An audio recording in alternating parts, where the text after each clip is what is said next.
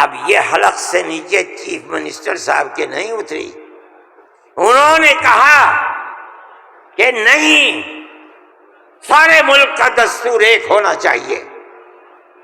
ارے بابا، کانگریس کا زمانہ تھا، کانگریس نے پارلیمنٹ کے اندر یہ اصول بنایا، اس کے اوپر بی جے پی کے بھی دستخط ہیں، علاقائی پارٹیوں کو بھی دستخط ہے، ہم نہیں جانتے کچھ۔ اور تقریر جیسے یہاں کر رہے تھے ویسے ہی روز تقریر وہاں کرتے تھے۔ 71 نہیں 51 بنے گا، 71 نہیں 51۔ کیوں؟ اگر 51 کو بنا دیا گیا تو کم از کم 80-90 لاکھ مسلمان اجڑ جائے گا، برباد ہو جائے گا۔ وہ یہ چاہتے تھے کہ مسلمان کو برباد کر دو آسام میں۔ جمعیت علماء وہ جماعت تھی، ہم گئے سپریم کورٹ میں، ہم نے کہا کہ جب اس زمانے کی حکومتیں متحد ہیں یہ کیسے ہو سکتا ہے؟ یہ اللہ کا احسان اور کرم ہے کہ سپریم کورٹ نے وہ فیصلہ کیا جو حق فیصلہ تھا، اور اس نے کہہ دیا کہ نہیں، آسام کے لیے سن 71 ہی رہے گا۔ تمام پارٹیوں نے اس کو قبول کیا ہے۔ اب زمانہ خراب ہو گیا، دل دکھنے لگا، وہ جو وہاں دل کے اندر مسلمانوں کے خلاف آگ تھی وہ جھارکھنڈ میں لا کر کے اگلی ہے۔ اللہ نے یہاں بھی منہ کالا کر دیا۔ میرے بھائی، جمعیت علماء کا یہ کام ہے۔ ہم نے اس سے پہلے ایک اور مقدمہ آسام کے سلسلے میں لڑا تھا۔ جب لڑکی اپنے شوہر کے ساتھ کسی دوسرے شہر میں پہنچی، یہ لڑکی کہاں سے آئی؟ جو وہاں کا پردھان تھا وہ سرٹیفکیٹ دیتا تھا کہ یہ لڑکی فلاں کی ہے، باپ اس کا فلاں جگہ ہے، لڑکی یہاں رہتی ہے۔ اسی سرٹیفکیٹ کی بنیاد پر اسے آسامی کہا جاتا تھا۔ اس طرح کی لڑکیاں ہندوؤں میں 24 لاکھ اور مسلمانوں کے اندر 27 لاکھ تھی۔ وہاں کی فرقہ پرست طاقت کہتی تھی کہ یہ پردھان کا سرٹیفکیٹ کوئی معنی نہیں رکھتا۔ تنہا جمعیت علماء تھی، ہم گئے سپریم کورٹ میں، اور جو بڑے سے بڑا وکیل جو ایک ایک پیشی میں 15 لاکھ روپیہ لیتا تھا، اور اتفاق سے جو چیف جسٹس تھا وہ بھی آسامی ہی کا تھا سپریم کورٹ کا۔ مجھے تو بہت خطرہ تھا، ان کا ہوگا کیا؟ 47 لاکھ عورتیں ہیں اور ان کے بچے اگر لگا لو 1.5 کروڑ، یہ کہاں جا کے بھیک مانگیں گے؟ نہ کوئی مکان خرید سکتے ہیں، نہ جائیداد خرید سکتے ہیں، نہ ان کے بچے پڑھ سکتے ہیں، یہ کیا کریں گے؟ اللہ کی قدرت کا کرشمہ ہے کہ اس کے اندر بھی جمعیت علماء کو ایسی کامیابی ہوئی کہ مسئلہ ختم ہو گیا۔ 47 لاکھ ہندو مسلمان جینے کا حق انہیں مل گیا۔ ایک چیز ہے، جمعیت علماء ہندو مسلم کی بات نہیں کرتی، ہمیں اس سے کوئی مطلب نہیں۔ جمعیت علماء کہتے ہیں مولانا ارشد مدنی، نعرہ تکبیر، مولانا ارشد مدنی قدم بڑھاؤ، جمعیت علماء ہند۔ ہم یہ کہتے ہیں کہ ہم ہر ایک کے لیے کام کرتے ہیں۔ جمعیت علماء کا یہ کردار ہے۔ ابھی آپ کے سامنے بلڈوزر کی تحریک آئی، ہم نے یہ دیکھا کہ چیز دن بدن بڑھتی جا رہی ہے، اور اس آگ کے اندر یہ نہیں کہا جا سکتا کہ 100% مسلمان ہے، لیکن 95% مسلمانوں کے گھر گرائے جا رہے ہیں۔ سارے ہندوستان میں جمعیت علماء ہند سپریم کورٹ میں گئی، اور ہم نے جا کر کے یہ بات رکھی، تحریک چلتی رہی، ہم نے یہ بات کہی کہ یہ کیسے ہو سکتا ہے جس گھر کو ماں باپ نے بنایا، اس گھر کے اندر ایک لڑکے نے کوئی کام ایسا کر دیا کہ جو کام گورنمنٹ کے خلاف ہے، آپ کی سیاست کے خلاف ہے، آپ اس مکان کو بلڈوزر چلا کر گرا دیں، وہ ماں باپ کہاں جائیں گے بوڑھے؟ اس کی بیوی بچے کہاں جائیں گے؟ اس کی بہن بھائی کہاں جائیں گی؟ اس کی اولاد کہاں جائے گی؟ بھئی آپ اس کو پکڑ کر کے جیل میں ڈالیے، یہ اپنی زندگی کو صاف دکھلانے کے لیے مقدمہ لڑے گا، آپ اس کے گھر کو کیسے گرا سکتے ہیں؟ مگر یہ بات کسی کی سمجھ میں نہیں آتی تھی۔ ہم اللہ کا شکر ادا کرتے ہیں کہ ہماری اس آواز کو اللہ نے قبول فرمایا، اور اس طرح قبول فرمایا کہ اب کون مائی کا لال ہے؟ ذرا گھر کا توڑ کے تو دکھلائے۔ نعرہ تکبیر، جمعیت علماء ہند، مولانا ارشد مدنی۔ میرے بھائی، یہ فیصلہ دینے والے مسلمان نہیں تھے، مدرسے کے پڑھے ہوئے نہیں تھے، یہ وکیل جو سپریم کورٹ سے لڑ رہے تھے مدرسوں کے پڑھے ہوئے نہیں تھے، ہندو تھے۔ اس کا مطلب ہے کہ ملک کے اندر آج بھی لاکھوں نہیں کروڑوں ہندو ہیں جو مذہب سے اوپر اٹھ کر دکھ سکھ میں ایک دوسرے کے ساتھ شریک رہنا چاہتے ہیں۔ ہم اپنی 1400 سالہ اسی تاریخ کو زندہ کرنا چاہتے ہیں، زندہ رکھنا چاہتے ہیں۔ جمعیت علماء اس کے لیے کھڑی ہوئی ہے۔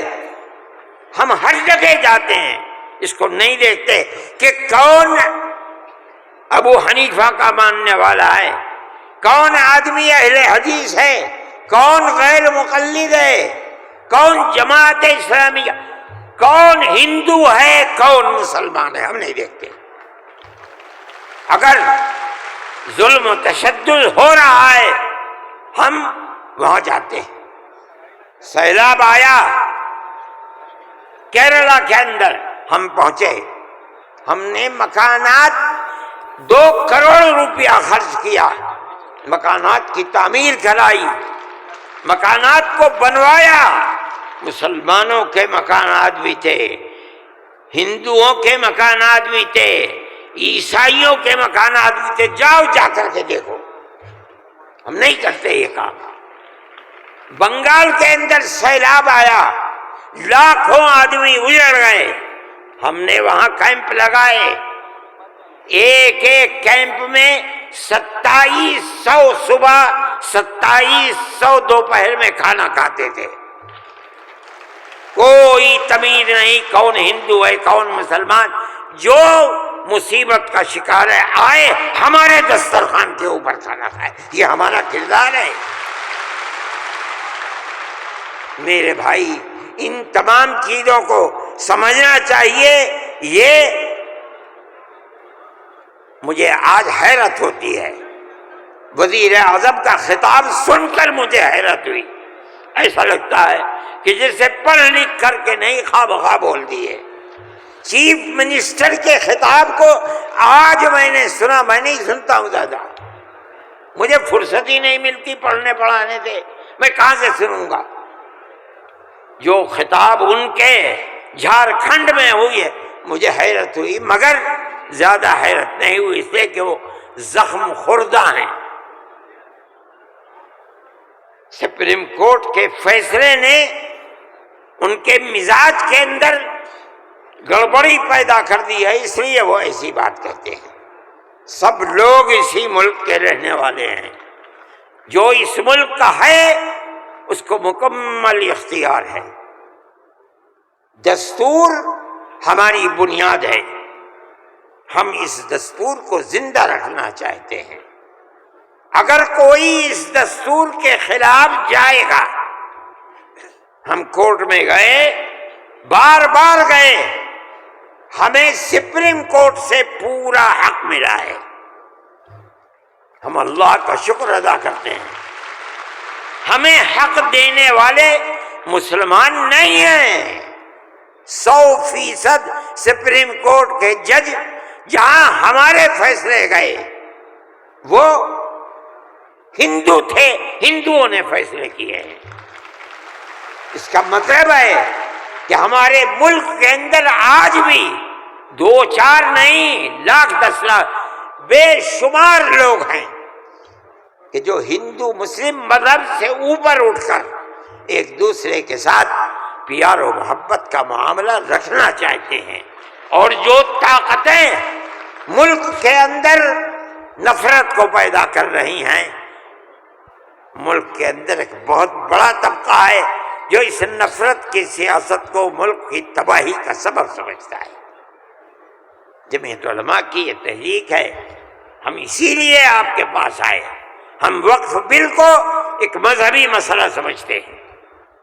آپ اس بات کو سمجھیے. لوگ نہیں کہتے، میں تو سچ بات کہہ دیتا ہوں.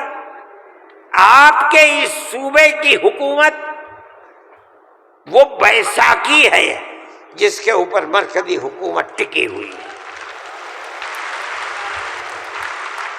یہ بھی اس کے اندر شریک ہے. وہ کہتے ہیں کہ ہم مسلمانوں کو کوئی تکلیف نہیں پہنچنے دیں گے. میں نے جو بات کہی ہے اسی لیے کہ یہ آواز ان تک پہنچے کہ وقف کو زندہ رکھنا یہ ہمارا مذہبی فریضہ ہے، ہمارا مذہب ہے وقف. اگر آپ اس کی تائید کریں گے تو مسلمان خود فیصلہ کرے کہ آپ کی گورنمنٹ آپ کے مذہب کو زندہ رکھنا چاہتی ہے یا آگ لگانا چاہتی ہے. جمعیت علماء ہند زندہ باد. مولانا ارشد مدنی نعرہ تکبیر. اللہ اکبر. ارشد مدنی قدم بڑھاؤ. تمہارے ساتھ ہیں. جمعیت علماء ہند زندہ باد. میرے بھائی، تیسرا مسئلہ مدرسوں کا مسئلہ ہے. مدرسے 2 طرح کے ہیں. ایک وہ مدرسے ہیں جو گورنمنٹ سے امداد لیتے ہیں، ایک وہ مدرسے ہیں جو گورنمنٹ سے 1 پیسہ بھی نہیں لیتے. ہم پہلے سے کہتے تھے، لوگوں سے بلاتے تھے کہ پیسہ مت لو. یہ ہو نہیں سکتا کہ گورنمنٹ دے اور تم سے لینا، یہ نہیں ہو سکتا. آج سے تقریباً 15-20 سال پہلے دلی کے اندر ایک میٹنگ بلائی. بہار کے لوگ بھی اس وقت گورنمنٹ میں تھے، یہ بھی تھے. اور وہ یہ تھی کہ مدرسے والوں کو ہم پیسہ دیں گے. سب نے منع کر دیا کہ ہم نہیں جائیں گے. میں نے یہ سوچا کہ مجھے جانا چاہیے، چنانچہ میں چلا گیا وہاں. انہوں نے مجھے اسٹیج پر بنا لیا. اس کے اندر بڑے بڑے وزراء بیٹھے ہوئے تھے، ارجن سنگھ بھی تھے اور دوسرے لوگ تھے.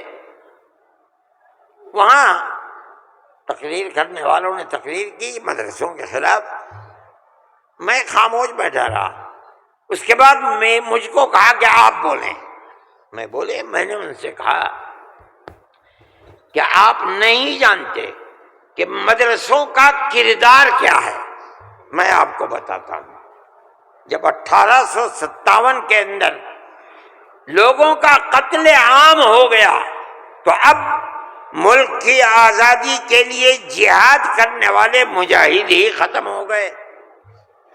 جن لوگوں نے جہاد کیا تھا وہ جیل میں پکڑے گئے.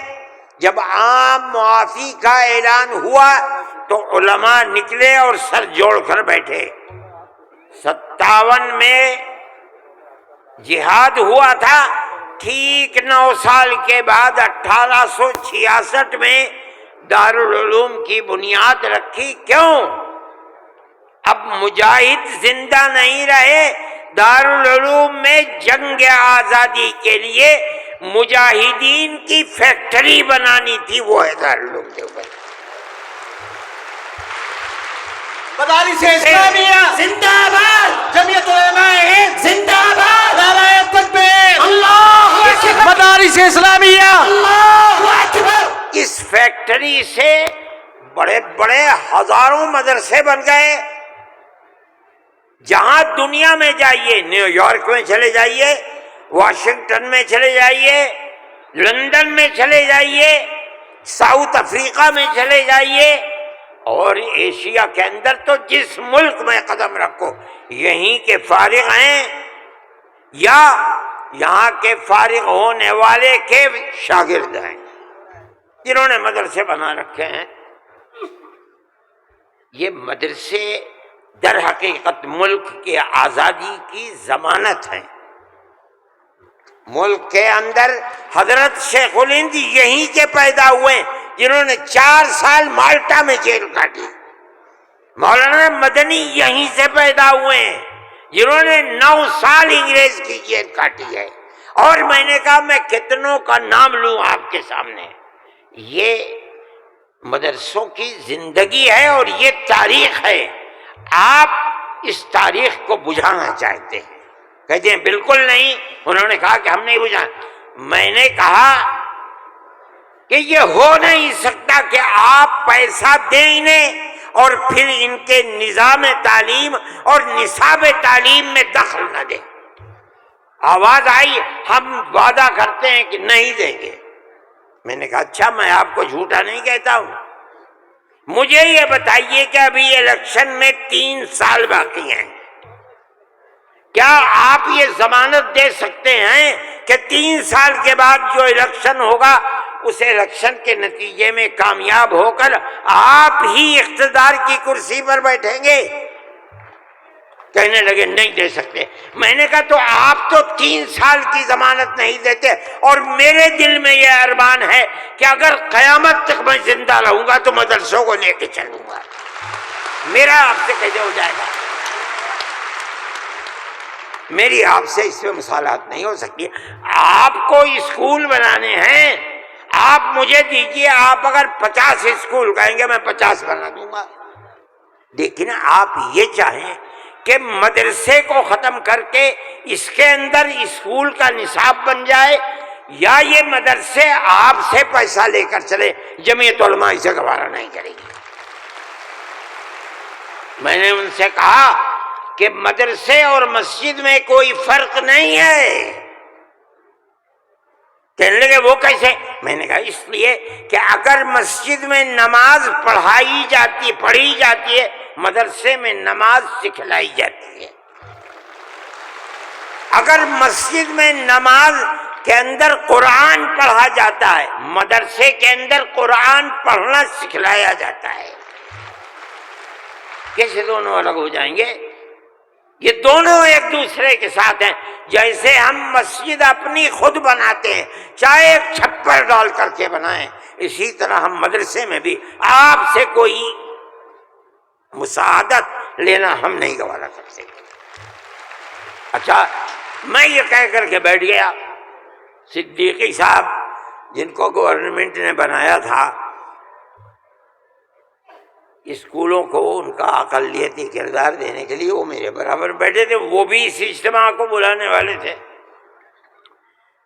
اس کے بعد ایک اور صاحب کھڑے ہوئے میرے بعد، انہوں نے پہلے تو یہ کہا کہ مجھے بڑا افسوس ہے کہ آپ نے ارشد کے بعد مجھے بلا لیا، کچھ وقفے کے بعد بلاتے۔ انہوں نے تقریر، اور جیسے انہوں نے کہا، میں نے اس پر یہ کہا کہ میرے اندر یہ طاقت ہے، آپ جو فرمائیں گے میں اسے قبول کروں گا، خاموش، میں کوئی اس کی تردید نہیں کروں گا، اس لیے آپ فرمائیے۔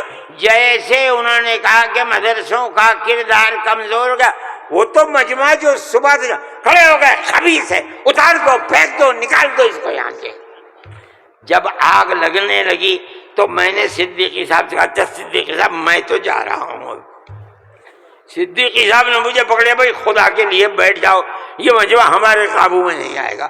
تو میں نے ان لوگوں سے کہا کہ بھائی کیا بات ہے، کیوں آخر گھبرا رہے؟ ایک بات ہے، آپ کی مرضی کے مطابق ہے آپ قبول کیجئے، نہ مرضی کے مطابق ہے آپ نہ قبول، لیکن اس اجلاس کے اندر یہاں کیوں شور بچاتے ہو؟ خیر وہ لوگ بیٹھ گئے۔ جب ہو گیا تو میں اٹھ کے بھاگ گیا۔ کانگریس گورنمنٹ کی جو بالکل آخری شخصیت تھی، انہوں نے کہا کہ بھائی سونیا جی صدر تھیں، انہوں نے کہا کہ آپ نے کیا کر دیا، میں پہلے منع کرتی تھی کہ اس مسئلے کو نہ چھوڑو، بند کر دو اس کو، جو مدرسہ بند ہو گیا۔ آج بھی یہی مصیبت تھی، ان مدرسوں کے خلاف ابتدا میں جو امداد نہیں لیتے تھے کوئی نہیں بولتا تھا، اس لیے کہ جب تمہارا کھایا نہیں ہے تو تم ہم سے پوچھ کیوں سکتے ہو؟ جو تمہارا کھاتے ہیں ان سے جا کے کہو، انہوں نے کھایا ہے اب تم ان کے حلق سے نکالو، ہم نے تو کبھی تم سے 2 پیسے بھی نہیں لیے۔ دارالعلوم دیوبند کو سن 56 کے اندر 1956 میں، جو اس وقت یہاں بہار کے آدمی تھے اور ملک کے صدر جمہوریہ تھے ڈاکٹر راجندر پرساد، وہ دیوبند آئے تھے۔ انہوں نے دیوبند، حضرت رحمت اللہ علیہ زندہ تھے، حضرت مدنی، انہوں نے دارالعلوم کے لیے ایک لائبریری کے پیسے دارالعلوم کو دینے کا وعدہ کیا۔ جب وہ چلے گئے، اب شکریہ ادا کیا ان کا بہت، جب وہ چلے گئے تو ان کو خط لکھ کر بھیج دیا گیا کہ دارالعلوم دیوبند کے بنانے والوں کا یہ حکم ہے، یہ اصول ہے کہ کسی بھی مسلم یا غیر مسلم حکومت سے کبھی کوئی مدد نہیں لی جائے گی، اس لیے ہم آپ کا شکریہ کے ساتھ واپس کرتے ہیں۔ آج تک حکومتوں پر حکومتیں بدل گئیں، انگریز گورنمنٹ، پھر اس کے بعد ہندوستان کی، مگر اس کے اندر کوئی فرق نہیں پڑا ہے۔ لیکن اس کے بعد جنہوں نے لیا تھا گورنمنٹ سے، پھر اس کے بعد ان مدرسوں کے اندر بھی ہاتھ ڈالنا شروع کر دیا۔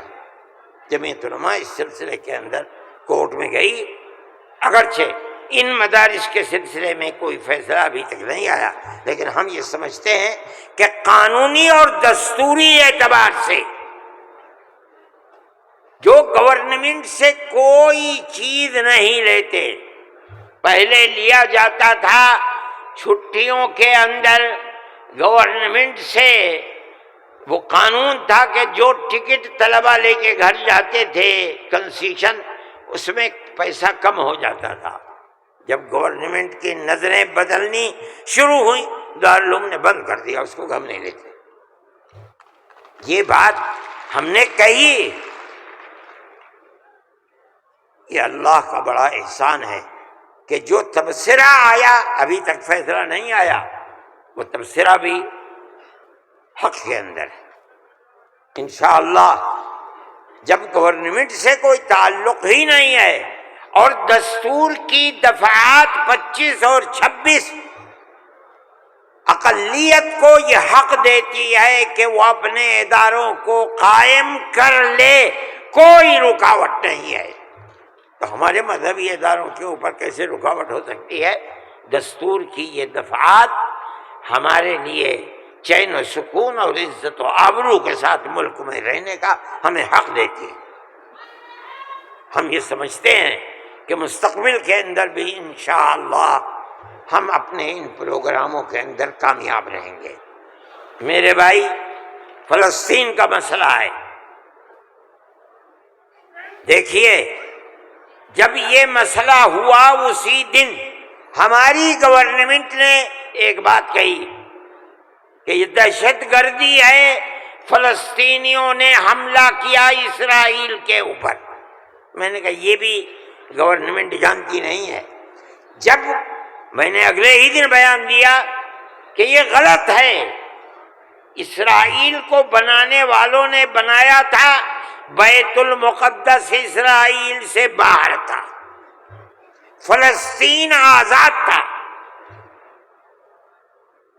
اسرائیل نے امریکہ کی مدد سے اور یورپ کی مدد سے بیت المقدس کو، فلسطین کو،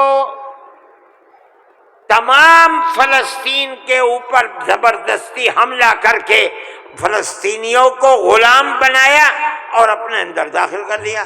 پھر یہی نہیں، 2-4 سال کے بعد حملہ کیا شام کے اوپر، اور گولان کی جو پہاڑیاں تھیں ان کو اپنے قبضے میں لے لیا۔ جب اسرائیل بنا، نہ فلسطین، نہ بیت المقدس، نہ گولان کی پہاڑیاں، کوئی چیز فلسطین میں نہیں تھی۔ اب فلسطینی اٹھے